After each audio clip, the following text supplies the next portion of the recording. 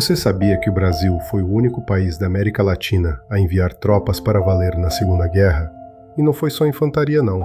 Nossos tanquistas foram parar no barro e nas montanhas da Itália para encarar os alemães.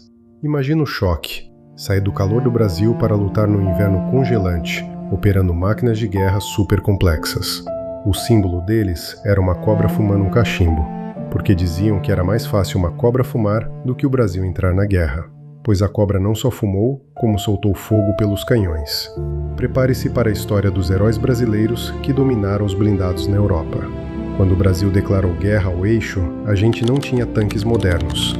Os americanos, então, forneceram os famosos M5A1 Stuart para o primeiro esquadrão de reconhecimento da FEB. O Stuart era um tanque leve, rápido como um raio, mas com uma blindagem que não aguentava muita pancada. Para os tanquistas brasileiros, pilotar aquilo era pura adrenalina. Um desses heróis foi o sargento Max Wolff Filho. Embora mais famoso na infantaria, ele simboliza a coragem da tropa. E tantos outros anônimos que operaram os blindados. Os tanquistas brasileiros tiveram que aprender tudo do zero com os instrutores americanos. Em pouco tempo, eles já estavam manobrando nos terrenos difíceis dos Apeninos, onde as estradas eram estreitas, cheias de minas e cercadas por penhascos. O papel dos nossos blindados era o reconhecimento. Eles iam na frente, cutucando as linhas alemãs para descobrir onde estavam os canhões inimigos. Era um trabalho perigoso demais. O M5A1 era chamado de Honey, querido, pelos britânicos por ser macio de dirigir. Mas para os brasileiros na linha de frente, era a única barreira de aço entre eles e as metralhadoras MG-42 dos nazistas. Nas batalhas como Montese, os tanquistas brasileiros mostraram uma audácia incrível. Eles operavam em apoio direto aos pracinhas que subiam os morros. Mesmo com o frio de rachar e a neve que travava as lagartas dos tanques, o moral era alto. Os brasileiros ficaram famosos por serem desenrascados. Se o tanque quebrava, eles davam um jeitinho e faziam o bicho rodar de novo. Os alemães, que no começo faziam piada dos soldados sul-americanos, logo sentiram o peso do chumbo brasileiro. Os tanquistas da FEB ajudaram a capturar milhares de prisioneiros alemães da 148ª Divisão de Infantaria.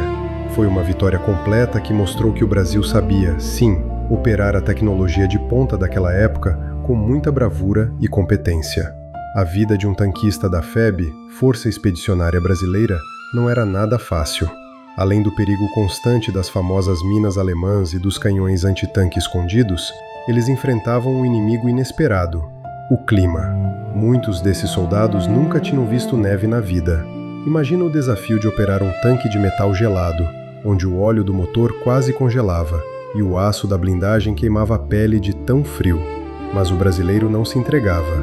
Nossos tanquistas ficaram conhecidos pela incrível capacidade de adaptação. Enquanto os americanos seguiam os manuais à risca, os brasileiros improvisavam soluções para manter os blindados rodando no barro profundo da Itália. Eles criaram laços fortíssimos com a população local italiana, que via neles libertadores muito mais próximos e calorosos do que outros exércitos. Um episódio marcante foi a participação dos blindados no apoio à tomada de Monte Castelo. Embora o terreno fosse horrível para tanques, a presença do apoio blindado dava uma confiança extra para os pracinhas que estavam na lama. O barulho do canhão de 37 mm do Stuart e as suas metralhadoras .30 eram o som da esperança nas encostas geladas.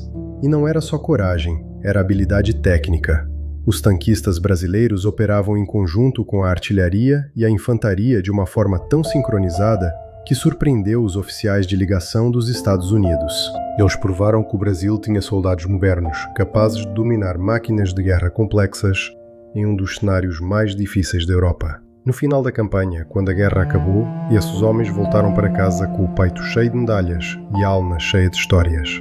Eles mostraram ao mundo que a cobra fumou, de verdade. O legado desses tanquistas vive até hoje na cavalaria do Exército Brasileiro, que mantém viva a memória daqueles que trocaram o sol do Brasil pelo aço e pelo gelo da Itália para lutar pela liberdade. O fim da guerra na Itália trouxe um misto de alívio e orgulho para os tanquistas brasileiros. Depois de meses vivendo dentro de tanques apertados, cheirando óleo diesel e pólvora e enfrentando o medo constante de uma emboscada alemã em cada curva das estradas de terra batida, o cessar-fogo finalmente permitiu que eles olhassem para trás e vissem o que tinham conquistado. O Brasil não apenas participou, o Brasil foi decisivo no setor onde operou. A volta para casa foi emocionante. Quando os navios chegaram ao porto do Rio de Janeiro, a multidão foi à loucura para receber os pracinhas. No entanto, a história desses heróis de aço passou por um período de silêncio. Por questões políticas da época, muitos desses soldados foram desmobilizados rapidamente e suas façanhas com os blindados não foram tão celebradas nos livros escolares quanto deveriam. Mas a verdade é que o desempenho técnico deles mudou para sempre a cara do exército brasileiro. Os ensinamentos de combate real, a manutenção sob fogo e a logística de movimentar unidades blindadas em território estrangeiro serviram de base para a criação da moderna cavalaria blindada do Brasil. Aqueles homens que operaram os pequenos Stuart M5A1 abriram caminho para que as gerações futuras tivessem a competência que têm hoje. Hoje, quando visitamos monumentos ou museus militares e vemos a estampa da cobra fumando pintada na lateral de um veículo de combate, lembramos que o brasileiro tem um espírito de luta único. Os tanquistas da FEB mostraram que, com pouco recurso, mas muita criatividade e um coração gigante, é possível encarar os exércitos mais poderosos do mundo. Eles deixaram o rastro de suas lagartas cravado não só no solo italiano, mas na história da liberdade mundial. Uma despedida honrosa para os cavaleiros de aço brasileiros.